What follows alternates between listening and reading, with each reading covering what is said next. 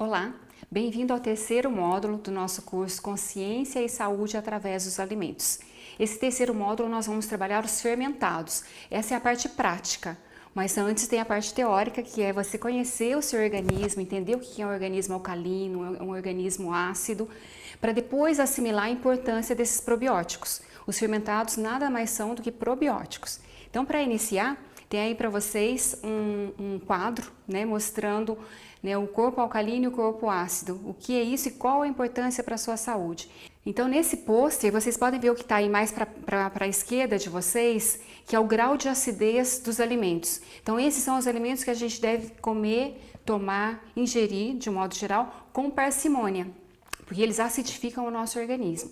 E depois, indo mais para a direita, são aqueles alimentos que transformam o nosso organismo num ambiente alcalino, num ambiente onde nenhuma doença vai se aproximar. Depois, se vocês quiserem, nós podemos colocar para vocês esse quadro maior. Ele é inclusive um pôster que vem dentro aqui do almanaque nosso, que a ideia é que a pessoa coloque lá na porta da geladeira dela, para ela estar sempre de olho no que ela está ingerindo, porque doença nenhuma se aproxima de um ambiente alcalino. Que até esse próximo slide, que já em 1931, um alemão, ele ganhou um Nobel justamente por pregar isso, que um ambiente alcalino, nenhuma doença se aproxima. Então, o que ele disse nessa altura? Nenhuma doença, inclusive o câncer, pode existir em um ambiente alcalino. Então, ele foi assim um grande estudioso, um higienista, e ele pregava sobre as enzimas, que nós já falamos bastante, inclusive já nos módulos anteriores. Mas tendo dúvida, coloca a pergunta, tá? O mais importante de tudo é vocês assimilarem. Então, de repente, é muita informação e ao longo do curso pode surgir uma dúvida de coisas que já foram respondidas lá atrás. Então, não pense duas vezes em fazer a pergunta novamente, não tem problema nenhum, ou em voltar e assistir novamente esse capítulo lá de trás, tá bem? Então, aí para a gente começar, a gente vai falar da microbiota intestinal, ou flora intestinal. O que é isso? E aí tem esse outro slide, então hoje tem bastante slides. Esse outro slide mostra o corpo humano. Nós somos mais bactérias do que células. Então isso é uma coisa assim que ninguém assimila, né? E principalmente as pessoas que são meio nojentinhas, elas pensam assim, nossa, eu sou mais bactéria? Isso é impossível porque eu tenho muito cuidado, muita higiene. Mas nós precisamos dessas bactérias todas. Elas são fundamentais para a nossa existência. Pertencendo ao ecossistema, nós precisamos de ter essas bactérias. Então, é para vocês visualizarem, um corpo humano ele é composto por 300, isso é um número aproximado, tá? 300 trilhões de células e ele hospeda 1 quadrilhão de bactérias. E aí depois tem um número embaixo para vocês visualizarem a dimensão disso, como nós somos muito mais bactérias do que células. E elas estão basicamente no nosso intestino. Então, por isso que é chamado de microbiota intestinal ou de flora intestinal. Mas aí como é que funciona, né? O que é esse ambiente alcalino? Sempre que nós comemos alimentos crus, alimentos in natura, nós estamos comendo as enzimas, que foi aquilo que já foi falado. Essas enzimas, elas ajudam na manutenção do pH do nosso organismo. Então, elas vão ajudar o organismo a absorver os nutrientes e vai ajudar a manter o equilíbrio também. Quando a gente come só coisas processadas, industrializadas, nós corremos um sério risco, primeiro, de esgotar a nossa fonte de enzimas, porque a digestão ela começa aqui na nossa mastigação para finalizar lá no nosso intestino, sendo o nosso intestino quem absorve os nutrientes. E aí, se nós não mastigamos bem, e aqui nós temos enzimas, a nossa saliva contém enzimas, então por isso que o processo começa aqui. Então, quando a gente mastiga bem, já chega para o nosso estômago parcialmente digerido. E aí as enzimas fazem todo o trabalho delas. Mas a partir do momento que a gente come só coisas processadas, a nossa fonte de enzimas, que todos os nossos órgãos precisam, elas vão se concentrar o tempo todo na digestão, na digestão, na digestão. E hoje já existem pessoas que não têm mais enzimas, elas precisam realmente de recorrer às enzimas sintéticas através de cápsulas. Então, esse é o primeiro ponto. Manter um organismo saudável, ele precisa de estar com o pH equilibrado. Para ele estar com o pH equilibrado, o intestino precisa de estar funcionando bem. Para esse intestino funcionar bem, ele precisa de ter muitas bactérias.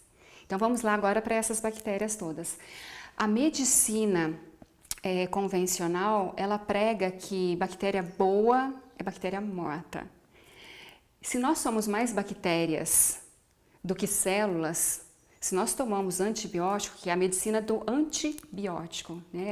Ela destrói todas as nossas bactérias. Então, quando a gente toma um antibiótico, o que nós estamos fazendo? Estamos matando aquela bactéria realmente que é putrefativa e que traz doença para nós, né? Que foi a razão pelo qual o médico indicou esse antibiótico para você. Mas nós estamos também matando as bactérias saudáveis, as bactérias boas que mantêm a nossa saúde. Então, evitar ao máximo de tomar antibióticos, esse é um primeiro ponto. Eu não sou contra a medicina convencional, eu acho que ela é extremamente avançada e, quando necessária, ela pode ser muito útil. Mas se nós tomarmos conta do nosso organismo como se ele fosse assim a nossa grande casa, nós vamos passar longe desses medicamentos todos. Se por uma eventualidade for necessário, ok, seu organismo está saudável. Agora, o que acontece é que as pessoas comem muito mal, consequentemente elas precisam de muitos medicamentos e aí vira uma roda viva, né? Então eu sempre digo nas aulas e nas palestras para as pessoas visitarem mais as hortas, porque consequentemente elas vão visitar menos as farmácias. E é uma indústria, ela está aí para colocar tudo que nós queremos. Então, mais uma vez, a indústria fornece tudo que nós queremos para facilitar a nossa vida. Mas esses alimentos que são muito práticos, eles acabam com o nosso organismo, né? Eles envelhecem o nosso organismo, porque exige demais deles. E aí, desses órgãos todos? Então, essa microbiota, essa flora intestinal, qual que é a função dela? É de absorver os nutrientes. Então, é lá no intestino, quando você toma um suco verde de manhã, por exemplo, em jejum, que aí eu até comentei que precisa, né, é bacana que ele não tenha fibras, um diabético que mantenha só um pouquinho da fibra, usar batata Yacon, é para que esse líquido chegue cheio de nutrientes lá no seu intestino, para essas bactérias fazerem absorção e levarem para as células, e assim nos manter nutridos. Essas bactérias também são responsáveis por expulsar as bactérias putrefativas. Então, a microbiota intestinal é o canal da nossa saúde. Então, um organismo alcalino, uma microbiota saudável, vai manter, assim, qualquer pessoa distante de doenças. E é lógico que existem outros fatores, porque o alimento não é só o que entra na nossa boca. O que mais que pode prejudicar a alcalinidade do nosso organismo e a nossa microbiota intestinal? O estresse do dia a dia, angústia, ansiedade, depressão. Então, são outras formas de alimento que nós estamos dando para o nosso organismo. E aí, mais uma vez, tudo é equilíbrio. Se você for comer tudo cru, né, nesse curso a gente não vai usar nada que tenha aquecimento acima dos 42 graus, ou seja, a gente não vai usar forno nem fogão. Mas para uma pessoa comer 100% cru, ela vai ter outras questões que podem acidificar ela também. Que ela não conseguir socializar, que é a memória afetiva dela, que está ali presente, porque a vida toda ela comeu determinados alimentos e agora ela está se privando disso. Isso também gera oxidação, certo? Então, quando a gente toma esse cuidado de preservar a nossa flora intestinal, preservar essas bactérias, e elas entram e saem do nosso organismo aos montes diariamente. Então, não é você comer coisas que são boas durante uma semana porque você está fazendo um detox. Essa palavra detox é a coisa mais horrível que foi inventada e que as pessoas vão atrás disso. Nós precisamos de ter uma vida mais higiênica, higiênica no sentido dos alimentos que nós colocamos dentro de nós. E aí, esses alimentos que nós colocamos dentro de nós, é muito importante também que eles sejam alimentos limpos.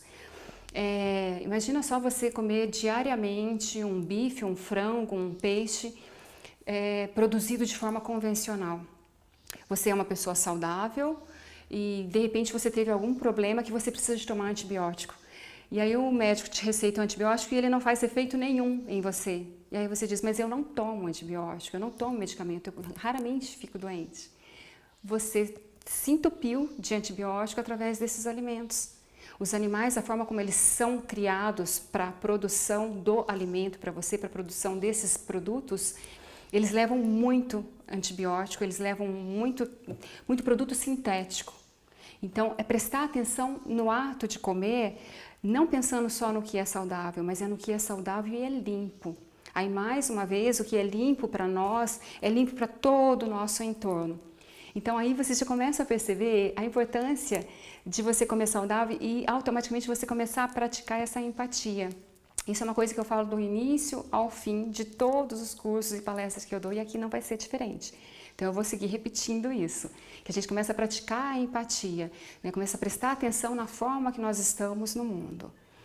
E aí, agora no próximo slide, tem lá alguns fatores que determinam a sua microbiota intestinal, a sua flora intestinal. Então não basta você só comer saudável, alguns fatores que que não estão sob o nosso controle, eles também influenciam nessa nossa microbiota. E quais são eles? Aqui eu listei alguns só, depois vocês podem pesquisar mais sobre isso, se achar o assunto interessante, que não dá pra gente aprofundar muito em cada tema. A ideia aqui é de um curso bases, é para vocês terem uma ideia geral de tudo isso, depois podem se aprofundar. Podem até fazer sugestão para um próximo curso a gente lançar para vocês, tá bem? Então, alguns desses fatores, a via de nascimento. O Brasil é um dos maiores, assim, é uma indústria da cesariana. O médico escolhe até o dia do bebê nascer, porque é mais prático para ele, porque ele não vai viajar, ele não tem nada, e ele também pergunta isso para o casal. A cesariana também é super importante em casos extremos, mas a via mais natural do nascimento é essa via, né, natural, é a via do cócoras, é a via da criança nascer espontaneamente, porque já é uma passagem bastante agressiva. Ela está dentro daquele ambiente muito quentinho e sem ruído, e com alimento, com tudo que ela precisa, e de repente ela vem para um ambiente com muito ruído, com muita claridade, com pessoas falando. Então, assim, é tudo muito diferente. Então, a via mais natural é a via do parto normal, porque ela vai passar por essa vagina, que tem bactérias ali que são importantes para a resistência desse bebê depois, inclusive para a microbiota intestinal dessa criança. Então, esse é um ponto. Depois, os probióticos. Como é que essa mãe se alimentou? E aí eu sempre digo também que nós temos duas oportunidades de fazer grandes mudanças na nossa vida. Quando nós pensamos isso para o casal, né? Não só para a mãe, mas para o casal. Quando esse casal começa a pensar em ter um filho, então eles já começam a prestar atenção no estilo de vida deles, né? Faz atividade física, não faz, vai dormir muito tarde, não vai, dorme poucas horas, muitas horas. O que entra na sua boca? Então, já para preparar para a chegada desse feto e depois para a geração dele até ele vir ao mundo. Então, é muito importante probiótico. Probiótico nada mais é do que bactéria. Então, as bactérias, nós podemos consumi-las através desses alimentos que na parte prática vocês vão conhecer. Depois, o genotipo também, isso conta, né? E aí são fatores que é realmente da sua carga genética. Depois entra o estresse. Então, isso depois de que a pessoa já nasceu, né, e já está dentro desse nosso mundão. Então, o estresse é um fator determinante. As crianças hoje em dia são muito estressadas, tem uma ausência de carinho, uma ausência de presença paternal e isso desencadeia estresse. Talvez não seja identificado como estresse, mas desencadeia estresse nas crianças. O excesso de atividades. Então, as crianças, elas são pequenas executivas, elas saem da escola, vai para o balé, vai para a natação, vai para o inglês, vai para o... Então, assim, é um acúmulo e ela não tem tempo de ser criança. Criança precisa ser criança. E aí eu estou falando da criança, mas isso vem para a vida adulta também. Nós não podemos deixar morrer a nossa criança. É a criança que traz a inconsequência na forma mais saudável da palavra, que traz você arriscar, você rir de coisas bobas, você falar coisas bobas, tudo isso é extremamente saudável. A gente precisa dessa descontração, a gente precisa do ócio. Hoje em dia ninguém mais tem tempo para o ócio, para ficar sentada olhando para o céu sem fazer absolutamente nada. Um tempo para ela. Pouquíssimas pessoas têm isso. Eu estou lutando para ter esse tempo para mim também. Depois, a idade. Nós nascemos alcalinos e nós morremos ácidos. Então, ao longo da nossa vida, nós vamos acidificando. A nossa microbiota, ela vai se modificando também. Todos os nossos órgãos vão se modificando. A gente não envelhece só aqui fora. A gente envelhece lá dentro também. Então, cada etapa da nossa vida, nosso organismo funciona de uma maneira. Depois, a alimentação, obviamente. né? Como é que a gente trata essa nossa grande casa, essa nossa grande máquina? E aí, voltando a comparar, como eu já falei lá na primeira aula, comparando com um carro que sai de uma concessionária sem defeito nenhum ao longo de 10 anos, aquela pessoa que tomou cuidado, esse carro vai ter uma condição muito melhor do que aquele que não teve cuidado nenhum. Qual é esse cuidado? É o alimento que você coloca na sua boca, que seria o combustível, são as revisões que você faz com o carro, que você tem que fazer com você também. Não é porque você é saudável que você não precisa de fazer exames. Tem pessoas que chegam aqui na aula e falam assim, eu não lembro quando foi a última vez que eu fiz exames de laboratório. Deve ter uns 10, 12 anos. Isso não é saudável.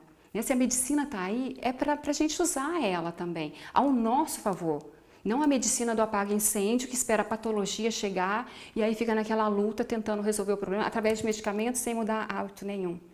Então, para se manter saudável, também faz parte essa manutenção.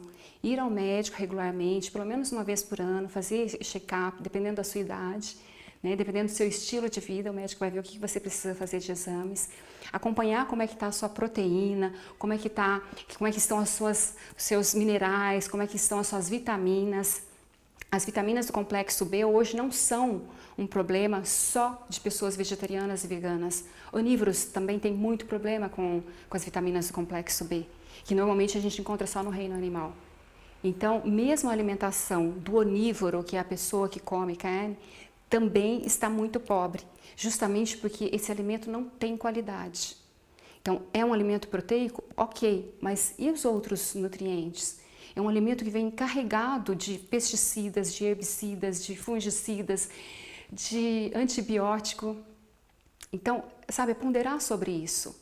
Ah, mas é muito caro. Então, esse é o clássico. Esse clássico, assim, não tem como você não combater esse clássico quando você fala assim, ok, ele é caro se for no supermercado. Mas e se você comprar ele direto do produtor? Então, voltando, né, visitar mais as feiras e as hortas, ao invés de ficar visitando farmácia. Porque o dinheiro vai escorregar pelas suas mãos, quer queira, quer não. Você economiza naquilo que você está colocando na sua boca, você vai gastar na farmácia. E a outra coisa que é para realmente pensar, nós comemos muito mais do que nós precisamos. Mesmo uma pessoa magra, de um modo geral, as pessoas comem muito mais do que o organismo necessita para se manter saudável e para a pessoa se sentir saciada. A maioria das vezes que a pessoa sente fome ao longo do dia, na verdade, ela está com sede. As pessoas esqueceram como é tomar água. E é incrível isso, né? As pessoas dizem, eu não gosto de água. Geralmente quem fala isso são as pessoas que gostam das bebidas sintéticas, gaseificadas ou não. Essas pessoas, elas não gostam da água, mas a água não é uma coisa para se gostar ou não, ela tem sabor de nada. E quando nós sentimos sede, é porque nós já começamos a entrar em estado de desidratação. Então nós não devemos esperar a sede chegar, a gente deve ao longo do dia ir hidratando o nosso organismo. E não é tomar 3 copos de água de uma vez, de manhã, e outros 3 à tarde. Aí você também sobrecarrega seu rim, sobrecarrega seu organismo.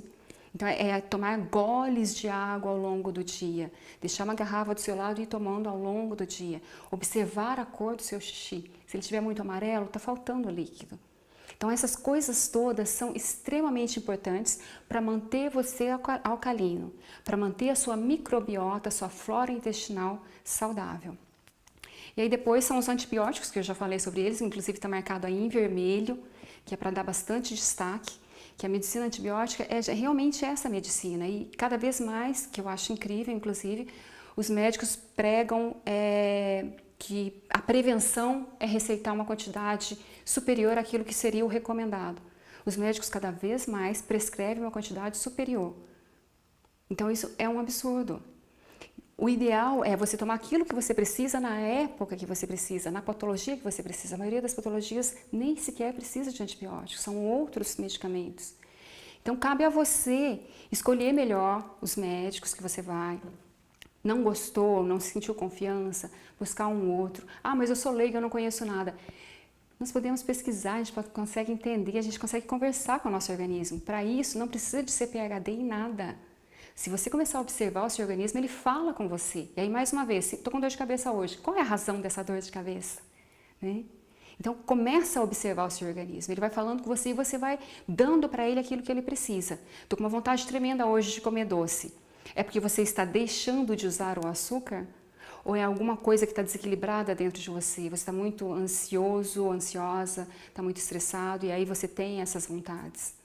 E aí você começando a observar, você seguramente não vai precisar de ir tantas vezes assim ao médico. Vai ser mais aquela manutenção anual. E quando precisar, prestar bastante atenção, fazer perguntas. Pergunta nenhuma é estúpida. Eu falo isso sempre nas aulas. Nenhuma pergunta é estúpida. O estúpido é deixar de perguntar. Isso é uma estupidez tremenda. Perguntou uma vez, perguntar a segunda, perguntar a terceira, até assimilar. Então, perguntar a mesma coisa mais de uma vez também não é estupidez. Estupidez é deixar de perguntar, é ter a dúvida, certo? E aí depois, então, a gente passa finalmente para os probióticos. Então, quais são esses alimentos ricos em probióticos, ricos nessas bactérias? Então, um probiótico é a bactéria, ok? E um prebiótico é o alimento dessa bactéria. Então, os probióticos são os alimentos fermentados. Nas culturas mais antigas, não existia na época geladeira, não tinha forma de conservar os alimentos, eles conservavam de que maneira? Fazendo a fermentação dos alimentos. Então, na Alemanha, o chucrute, a gente vai depois na parte prática a gente vai ter tudo isso. Na Coreia, o kimchi, que é feito com a selga, o kefir, que é do Cáucaso, e por aí vai. E no Brasil, o que nós temos, né, das culturas mais antigas? Era antigamente a coalhada, que é aquele leite azedo. Então, assim, a gente tem que tomar bastante cuidado com isso também. Não é o azedo que é o probiótico. Se você tiver um arroz cozido e que azedou, ele não tem probiótico. Ele vai fazer mal para você. Quando a gente fala de probiótico, é aquele que você fez de propósito a fermentação dele, a fermentação natural. Eu compro vegetais que são fermentados, eu sempre compro no mercado, por exemplo. Talvez eles tenham o sabor, né? É muito comum, inclusive, o pepino. Ele tem o sabor do fermentado, mas foi uma fermentação rápida, uma fermentação industrial. Então, nada melhor do que você mesmo preparar esses seus fermentados. Tá? Então, probiótico são as bactérias, para vocês assimilarem. Eu tô com meu intestino preso, eu vou tomar Activia. Vou tomar esses iogurtes todos, né? E iogurte, Yakult, e essas coisas todas que têm probiótico. São probióticos sintéticos, foram desenvolvidos, foram adicionados ali. E você pode buscar isso na natureza. E de acordo com o clima, nós estamos num país tropical, são determinadas bactérias. Esses probióticos, eles se desenvolvem junto, numa osmose com o ambiente. O ambiente está cheio de bactérias. Essas bactérias, em contato com esses alimentos, vai transformar esse alimento num probiótico para nós. É dessa maneira. Quando é em escala industrial, não tem esse tempo de maturação. Não tem aí, no caso, um exemplo que leva uma fermentação bem longa, o miso, que é muito consumido no Japão. É uma fermentação de no mínimo 6 meses. E o que a gente compra por aí raramente é de fermentação longa. Então tem que ler muito, né, qual é a fermentação desse alimento, para saber se ele realmente tem essas bactérias todas. Então, ficando claro isso, aí tem uma outra situação. Imagina que você realmente teve uma patologia super séria e foi necessário tomar muito antibiótico por 6 meses, por exemplo. Ao longo desses 6 meses, é lógico que é o seu médico, seu nutricionista, seu nutrólogo, que conhece você, é que vai indicar qual é o melhor para você. Mas durante esse tratamento, você pode tomar cepas desses probióticos. Tá? Então, o que é isso? Essa nutricionista, esse profissional da sua confiança, ele vai receitar uma cepa para você que nada mais são do que 12 mil, 15 mil, 21 mil bactérias para você tomar e recompor a sua flora. Então, isso não é uma coisa para se tomar diariamente. É só para reflorestar o seu intestino. É isso que você vai fazer. Depois do tratamento, continua, não está trabalhando bem ainda, não tem bactéria suficiente ainda, então continua com essas cepas. Reflorestou ali, aí você vai manter através da alimentação. Então, essa coisa de tomar esses alimentos que são ricos em probióticos não é o melhor caminho. E geralmente quem toma isso é quem tem intestino preso, que é para o intestino funcionar, mas a função do intestino não é só essa. A função principal dele é de absorver os nutrientes e depois eliminar aquilo que já não tem mais utilidade. Por isso que o intestino saudável ele tem que funcionar diariamente. Porque se uma pessoa diz assim, o meu intestino funciona a cada 8 dias, 10 dias, 15 dias, primeiro que eu não consigo imaginar como que ela consegue continuar comendo, né? E depois que, como não foi eliminado, o que vai acontecer? Esse intestino vai começar a absorver as toxinas. Então essa pessoa vai ficar cada vez mais ácida e ela vai desenvolver uma patologia cedo ou tarde. Então as pessoas com o intestino preso, elas têm que fazer todo um trabalho que não é de simplesmente tomar um probiótico que é vendido em supermercado. É muito diferente disso. Né? É ir na causa, e muitas vezes a causa é emocional também. Então, que é outra forma de alimento. Então, vocês começam a perceber a importância que a gente deve dar para o nosso organismo? O cuidado que a gente deve ter, que não é simplesmente ir no médico e aceitar o que ele fala como lei? Então, ok, aí agora tem aí o exemplo para vocês verem, né, que são esses fermentados todos, que a gente depois vai preparar na cozinha. E aí a gente passa para o próximo, que são os prebióticos, que são os alimentos dessas bactérias. Não adianta tomar cepas que nutricionista recomenda, que profissional recomenda, se você não tiver uma alimentação adequada. Você não vai conseguir manter essas bactérias dentro do seu organismo. Então vocês precisam de fibra. Mais uma vez, reino animal não existe fibra. As fibras existem no reino vegetal. Não estou pregando vegetarianismo, veganismo. Estou dizendo que é muito importante e é muita estupidez uma pessoa dizer que não gosta de vegetais. Ela precisa das fibras. Se ela quiser que o organismo dela funcione bem, ela precisa das fibras. Essas fibras vão ajudar no funcionamento do intestino, né, nesse bolo fecal. Elas vão trazer saciedade, então a pessoa vai comer menos.